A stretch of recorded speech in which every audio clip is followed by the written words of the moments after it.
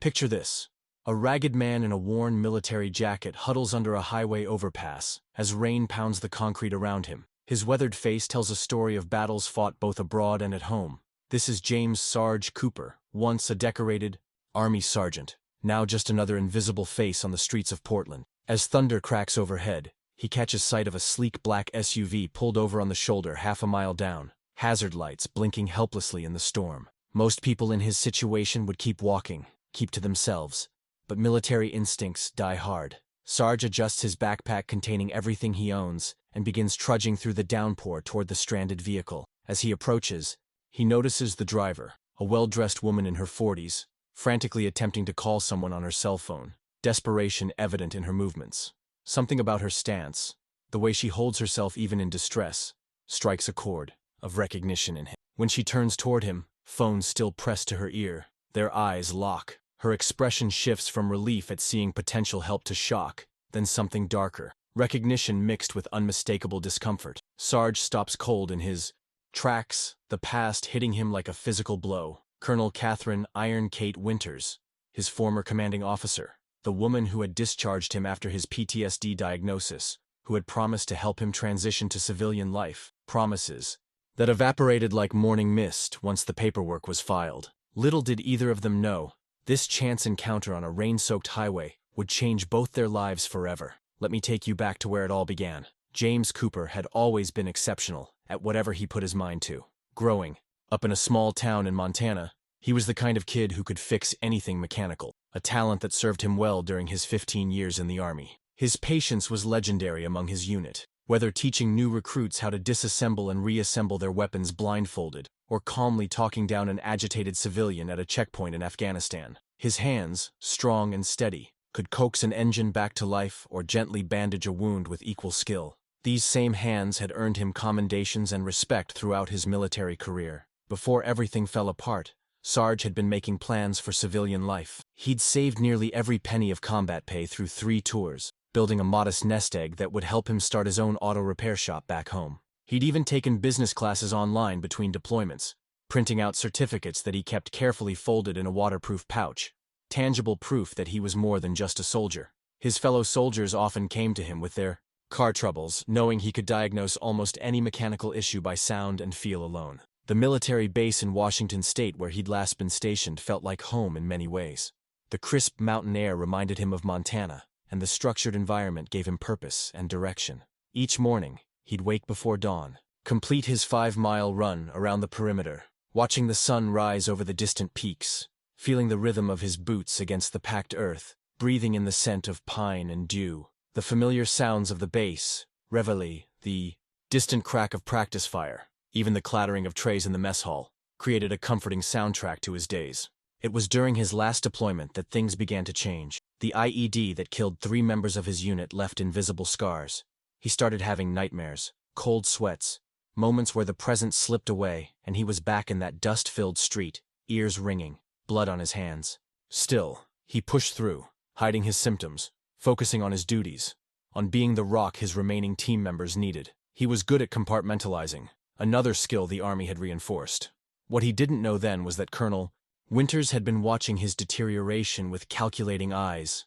She'd been newly promoted, ambitious, and determined to run the most efficient unit possible. Problem soldiers didn't fit into her vision, regardless of their service record or skill set. From her office window, she would observe Sergeant Cooper working on vehicles in the motor pool, noting the occasional moments when he would freeze, staring into middle distance, or when his hands would suddenly shake so badly he'd have to stop what he was doing and walk away. The base psychiatrist had recommended medical leave, treatment for his PTSD, but Colonel Winters saw an opportunity to remove what she considered a liability. With a medical discharge, she could bring in someone new, someone without the psychological baggage of multiple combat tours.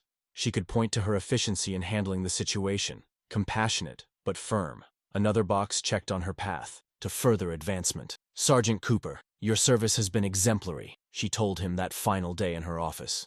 Voice professional, but eyes never quite meeting his. "But we have to consider what's best for the unit and for you. The medical team believes you need specialized treatment that's best pursued as a civilian." His world had crumbled in that moment, though he maintained his military bearing, standing, yet attention as she detailed the discharge process. We'll make sure Veterans Affairs has all your paperwork. They'll take good care of you, she assured him, already turning her attention to the next file on her immaculate desk. The transition team will be in touch about your benefits and support services. Those promises of support evaporated like morning dew. His paperwork was lost multiple times. Appointments were scheduled months out, then canceled without notice. Phone calls went unreturned. Email inquiries received automated responses.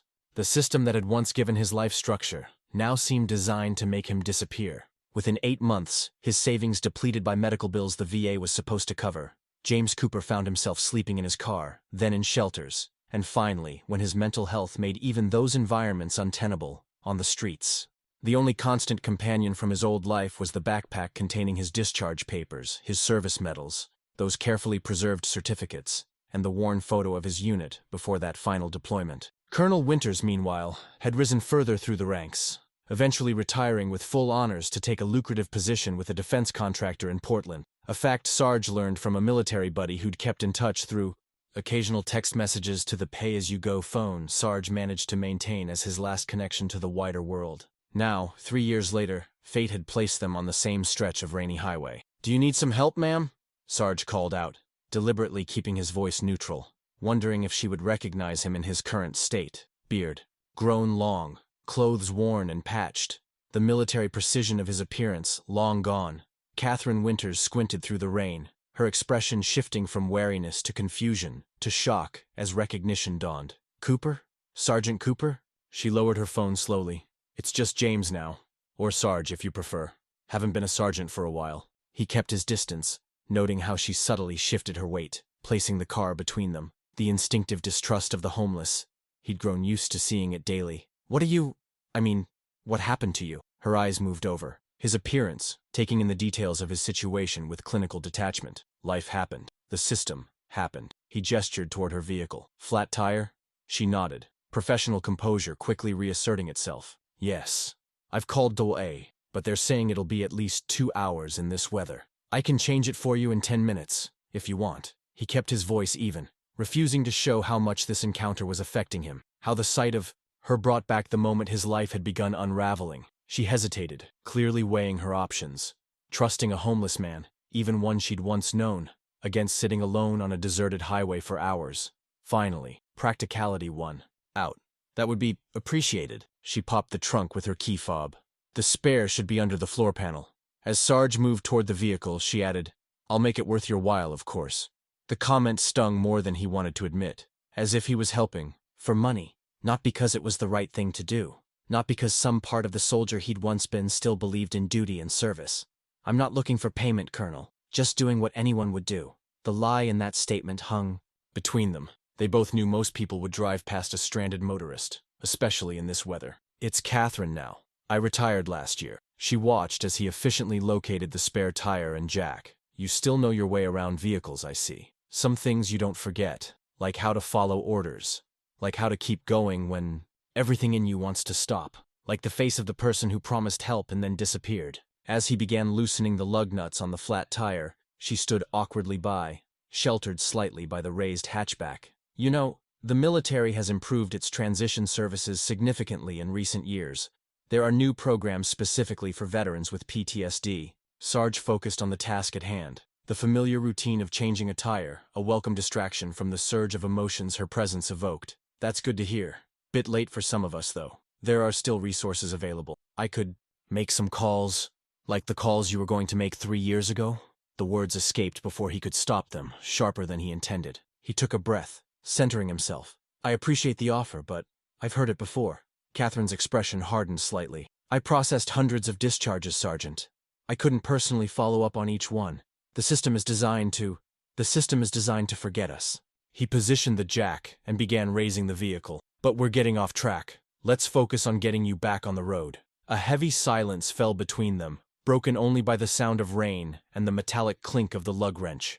When Sarge had the vehicle raised, Katherine spoke again, her tone more cautious. "You seem angry. I understand that. The transition can be difficult, but ultimately, your current situation was your choice. There are always options." Sarge paused, the removed wheel in his hands. He looked up at her, rain streaming down his face. "With all due respect, you have No idea what options were available to me. You have no idea what it's like when the nightmares come so often you're afraid to sleep. When the paperwork gets lost for the 5th time. When the earliest appointment for mental health services is 9 months out. He returned his attention to fitting the spare tire. But you're right about one thing. I am angry. I earned better than this. Colonel Winters shifted uncomfortably. The VA has had its challenges, certainly, but there are numerous non-profits, support groups, which all have waiting lists, limited resources, and burn out their good people because the need is so great. He tightened the lug nuts in a careful pattern. But this isn't your problem. It never was, right? Just paperwork to be processed. The accusation hung in the air between them. Catherine's phone rang, breaking the tension. "That's my husband wondering where I am," she said after glancing at the screen. She answered briefly, explaining the situation without mentioning who was helping her. Another small cut. His invisibility reinforced. As Sarge lowered the jack, he noticed a military challenge coin that had fallen from the vehicle, partially visible under the edge of the car. He recognized it immediately, the special edition given to command staff of their unit. He picked it up, turning it over in his palm, remembering when such things had meant something to him. "You dropped this," he said, holding it out to her once the car was safely back on the ground. She took it, their fingers briefly touching. "Thank you. It was a gift from General Hayes." Her voice carried a note of pride. "He said my leadership saved lives." The irony wasn't lost on Sarge. He gathered the tools, returning them to their proper place in the trunk. "Tires changed. You should get that flat fixed properly when you can. The spare isn't meant for long-term use." Katherine nodded, clearly, relieved that the encounter was nearing its end. She reached into her purse. "Let me give you something for your trouble." "I told you I don't want your money." The words came out harsher than intended. "Then what do you want, Cooper?" Frustration edged her voice. "What am I supposed to do here?" It was a question that cut to the heart of their encounter. What did he want? An apology? Recognition? For her to fix a system too broken for any one person to repair? "Nothing," he finally said. "I don't want anything from you. Safe travels, Colonel." He turned to walk away, back toward the underpass that provided his only shelter. "Wait." Her voice stopped him. When he turned, she was holding out a business card. "My direct number. If you need something, a reference maybe, or help navigating the system." He hesitated before taking it, not sure if it was a genuine offer or just a way for her to feel better about their encounter. Either way, it was more than he'd had before. "I'll think about it," he said, tucking the card into his jacket pocket, knowing from bitter experience how easily promises could dissolve. As he walked away, he heard her call after him. "I'm sorry, Cooper. For what it's worth, I am sorry." He didn't turn around, didn't acknowledge her words. They were just that, words. And he'd learned the hard way that words without action meant nothing. But as he made his way back to his makeshift camp, the business card seemed to burn in his pocket, a potential lifeline, or just another false hope. Only time would tell. Which it would prove to be. Over the following weeks, Sarge found himself increasingly frustrated by the encounter with Colonel Winters. The business card remained untouched in his pocket, a constant reminder of broken promises and systematic failure. He continued his daily routine, waking early in his hidden campsite near the river, washing up in public restrooms, spending hours at the library for warmth and internet access, visiting the VA hospital to check on his perpetually delayed claims, and collecting recyclables for small amounts of cash. What changed was his awareness. Suddenly, he began noticing a black SUV that looked remarkably like the Colonel's parked near places he frequented. At first, he dismissed it as coincidence or paranoia, a common companion to his PTSD. But then, 3 weeks after their highway encounter, he spotted her. Katherine Winters, dressed casually but unmistakably affluent, watching him from a coffee shop across from the library. When their eyes met, she didn't look away or pretend not to see him. Instead, she nodded slightly, acknowledging his presence.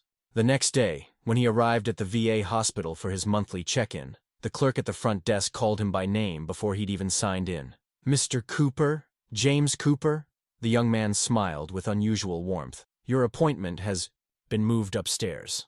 Dr. Patel in Mental Health Services is expecting you." Confused, Sarge followed the directions to a section of the hospital he'd been trying to access for nearly 2 years.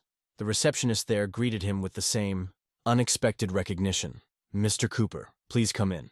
Dr. Patel had a cancellation and can see you right away." The psychiatrist, a woman with kind eyes and a no-nonsense manner, reviewed his file with a thoroughness he hadn't experienced since his discharge. "Your case should have been prioritized long ago," she said, frowning at her computer screen. "Combat veteran, multiple tours, clear PTSD indicators.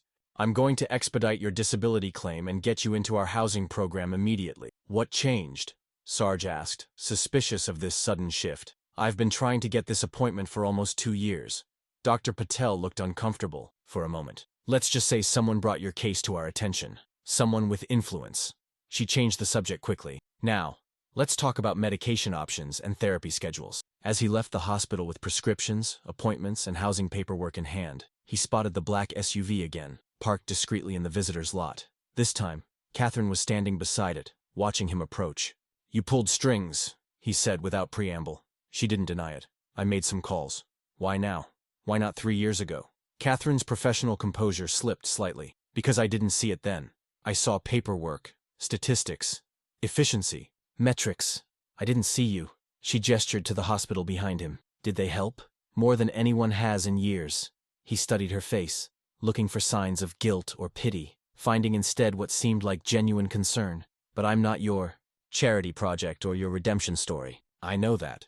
This isn't about me feeling better about myself. Isn't it? She took a deep breath. Partly, maybe. But it's also about doing what I should have done years ago. She opened her car door. I'm on the board of the Veterans Transition Foundation now. We're always looking for veterans who can speak about their experiences, help identify gaps in the system. Sarge laughed bitterly. And you think I'd be a good poster boy for your foundation?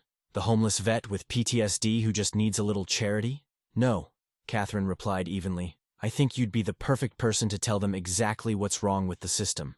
Directly to the people who might actually be able to change it. She handed him another card. We meet next Thursday. The address is on the back. Think about it. As she drove away, Sarge looked at the card, turning it over in his hands. Unlike her personal card, which remained untouched in his pocket, this one represented something different. Not charity, but opportunity. A chance to be heard. A chance to make things better for others, even if it was too late for him. When Thursday came, he found himself standing outside an impressive downtown office building, clean-shaven for the first time in months, wearing donated clothes from a veterans service center. His hands trembled slightly, a combination of anxiety medication adjustments and the gravity of what he was about to do. Speaking truth to power had never been encouraged during his military career. Quite the opposite. The security guard eyed him suspiciously until he presented Katherine's card. Colonel Winters is expecting me. Those words, which once would have filled him with dread, now opened doors. Literally, the elevator carried him to the top floor, where Katherine waited in a conference room filled with people in expensive suits. Corporate executives, retired military officers, and politicians all serving on the Foundation's board. This is James Cooper, Katherine introduced him. Sergeant First Class, retired, 3 tours in Afghanistan, Bronze Star with Valor Device, Purple Heart, and until 3 weeks ago, living under a highway overpass because our system failed him. The room fell uncomfortably silent. Katherine continued, her voice steady. Sergeant Cooper has agreed to share his experience with us today. I've asked him to be completely honest, no matter how difficult it may be to hear. Because if we're going to fix this system, we need to understand exactly how and where it's broken. She stepped aside, yielding the floor to him. Sarge moved to the front of the room, feeling the weight of all eyes upon him. He took a deep breath, centering himself as he'd been taught in his new therapy sessions. My name is James Cooper, he began, voice growing stronger with each word. And this is what happens when we thank veterans for their service, but forget to actually take care of them. For the next 30 minutes, he detailed his experience, the endless bureaucracy, the lost paperwork, the months of waiting for appointments, the depleted savings, the slow descent into homelessness, the daily struggle to maintain dignity while the country he'd served forgot about him. He didn't spare Katherine in his narrative, describing their highway encounter and her initial reaction to him. To her credit, she sat unflinching as board members glanced uncomfortably in her direction. When he finished, the room remained silent, until an older man with general's stars on his lapel pins spoke up. What would you have done differently, son, if you could redesign the system from scratch? It was a question Sarge had pondered during countless nights on the streets. He outlined his vision. Integrated services between DoD and VA to prevent gaps during transition. Mental health support that began before discharge. Housing assistance that didn't require navigating a labyrinth of paperwork. Peer support from veterans who had successfully made the transition. By the end of the meeting, the Foundation had voted unanimously to establish a Veterans Transition Task Force, with Sarge appointed as a paid consultant. It wasn't charity, it was recognition of expertise born from harsh experience. As the board members filed out, Katherine remained behind. "Thank you," she said simply. "That couldn't have been easy." "Easier than living it," he replied, but without the bitterness that had characterized their previous encounters. "This is just a start," she acknowledged. "The system won't change overnight." "No," Sarge agreed, "but it's changing for me, and maybe we can make it change for others, too." He extended his hand. "Not quite forgiveness yet, Colonel, but maybe a truce." She took his hand, the gesture bridging the gulf between their worlds. A truce, and a beginning. 6 months later, James Sarge Cooper stood before a congressional committee in Washington, D.C., Katherine Winters beside him. Both were there to testify about veteran homelessness and the failures of the transition system. His story, first shared in that boardroom, had gained attention through a viral social media campaign launched by the foundation. The hashtag #NotJustPaperwork had collected thousands of similar stories from veterans across the country. "Our military trains soldiers to face bullets and bombs," Sarge testified, cameras capturing his every word. "But we don't train them to face bureaucracy and indifference. We teach them to leave no one behind on the battlefield. Then we leave them behind when they come home." The legislation they were supporting, the Veterans Transition Improvement Act, would restructure how service members moved from military to civilian life, with particular focus on those with PTSD and other invisible wounds of war. Katherine's testimony complemented his, acknowledging the system's failures from the perspective of someone who had once been part of the problem. "Military leadership needs to recognize that our responsibility to our troops doesn't end with discharge papers," she stated firmly. "It's not enough to process the paperwork correctly. We must follow through." The committee, composed of members from both political parties, seemed genuinely moved by their testimony. Questions focused on solutions rather than partisan talking points. Several members shared stories of veterans from their own districts facing similar challenges. When the hearing concluded, a senior senator approached them. "Powerful testimony from both of you. This bill has my support, and I think we'll find broad bipartisan agreement on this issue." Outside the Capitol, reporters gathered around them, capturing the unlikely alliance between the homeless veteran and his former commander. One question cut through the others. "Sergeant Cooper, do you blame Colonel Winters for what happened to you?" The camera zoomed in, hungry for conflict, for blame. Sarge considered his answer carefully. "I used to," he admitted. "It's human nature to look for someone to blame when systems fail. Colonel Winters represented that system to me. But the truth is more complicated. We all played a part. The military culture that discourages seeking help for mental health, the overburdened VA, the society that looks away from homeless veterans because their pain reminds us of uncomfortable truths about the costs of war." He glanced at Katherine. "What matters now is fixing the system, not fixing blame." Colonel Winters had the courage to acknowledge where things went wrong and work to change them. "I'm trying to do the same." Katherine added, "The military taught us both to adapt and overcome. That's what we're doing now, just not the way either of us expected." That evening, as they walked along the National Mall, the Washington Monument illuminated against the night sky, Sarge reflected on the journey that had brought them to this point. "A year ago I was sleeping under a highway overpass," he said quietly, "and you were the face of everything that had gone wrong in my life." Katherine nodded, accepting this truth. "And now? Now we're changing things. Not just for me, for thousands of veterans." He paused at the Vietnam Veterans Memorial, its reflective surface mirroring their images against the names of the fallen. "That matters more than what happened between us." "Does it?" she asked. "Or are we just making ourselves feel better about a broken system we can't really fix?" It was the kind of honest question that had become possible between them. No pretense, no defensiveness. "Maybe some of both," Sarge admitted. "But every veteran who doesn't end up on the streets because of what we're doing, that's real. That's not just making ourselves feel better." Katherine brushed her fingers against the cold stone of the memorial. "I never thought my legacy would be tied to acknowledging failure." "Not failure," Sarge corrected her. "Learning. Adapting. Isn't that what the military taught us both?" She smiled slightly. "Among other things." After a moment of reflection, she added, "The Foundation wants to expand the task force into a full-time advocacy program. They want you to lead it." The offer hung between them, a future neither could have imagined during that rainy highway encounter. "A year ago, I couldn't have done it," Sarge said honestly. "I wasn't ready. I'm not sure I am now." "You are," Katherine assured him. "I've seen you speak to rooms full of politicians, CEOs, generals. You know this issue from the inside out. And you? Where do you fit in all this?" "I'll be there, as a board member, as support. But this needs to be veteran-led." She met his gaze directly. "Your voice is the one they need to hear." 1 year to the day after their chance encounter, On the rain-soaked highway, a new transitional housing facility opened in Portland. Named Cooper House, in recognition of the man whose story had sparked its creation, the center provided comprehensive services for homeless veterans.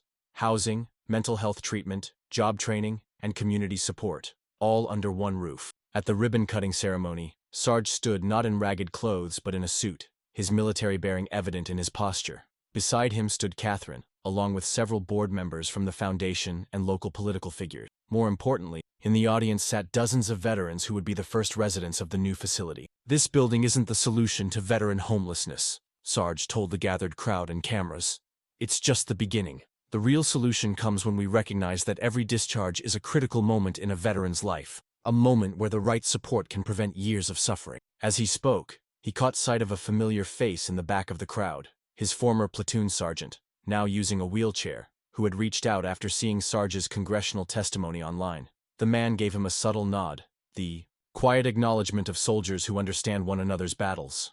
After the ceremony, Katherine found Sarge standing alone, looking at the new building with its clean lines and welcoming entrance. "Having second thoughts?" she asked. "No. Just thinking about how many veterans won't have to go through what I did." He turned to her. "Thank you for stopping on that highway, for seeing me when it would have been easier to look away." "I should have seen you sooner," she admitted. "All of you, not just the paperwork." A young veteran approached them tentatively. "Sergeant Cooper, I just wanted to say, your story helped me ask for help before things got too bad.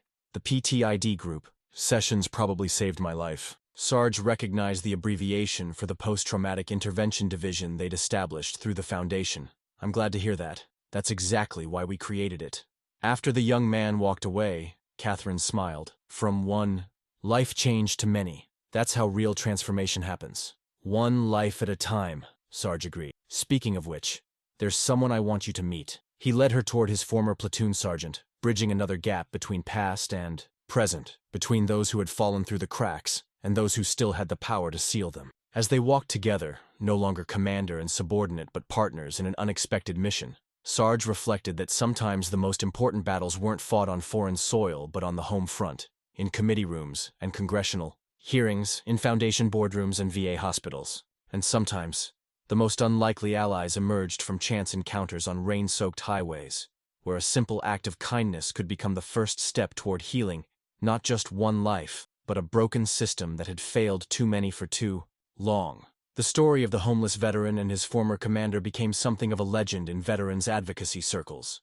It was referenced in training materials for military transition officers, shared in VA hospitals and shelters, retold in different forms across social media and news outlets. What resonated wasn't just the dramatic reversal of fortune, but the message that systems could change when those within them chose to see the human cost of failure. Have you ever witnessed a chance encounter that changed someone's life? Or been part of a system that needed reform from within?